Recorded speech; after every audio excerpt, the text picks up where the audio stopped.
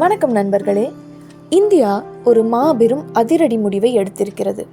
சரியாக 7 ஆண்டுகளுக்கு பிறகு மீண்டும் ஈரானிடமிருந்து கச்சா எண்ணெய் வாங்க தொடங்கியுள்ளது இந்தியா.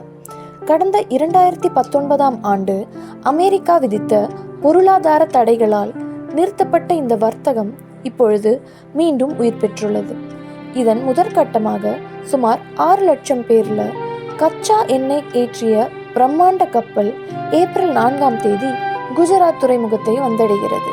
நண்பர்களே, ஈரானுடனான இந்த வர்த்தகம் என்பது வெறும் எண்ணெய் வாங்குவது மட்டுமல்ல, இது இந்தியாவின் பொருளாதார சுதந்திரத்தை நோக்கிய ஒரு முக்கிய அடி. இந்திய மக்களின் நலனையும் நாட்டின் பொருளாதார வளர்ச்சியையும் கருத்தில் கொண்டு மத்திய அரசு எடுத்துள்ள இந்த முடிவு உண்மையிலேயே ஒரு மாஸ்டர் ஸ்ட்ரோக் தான். நம் நாடு எடுக்கும் இந்த துணிச்சலான முடிவு வரவேற்கத்தக்கது. இது போன்ற பயனுள்ள தகவல்கள், ஆன்மீக செய்திகள் மற்றும் ஜோதிட குறிப்புகளை உடனுக்குடன் தெரிந்து கொள்ள திகழொளி சேனலை சப்ஸ்கிரைப் செய்யுங்கள்.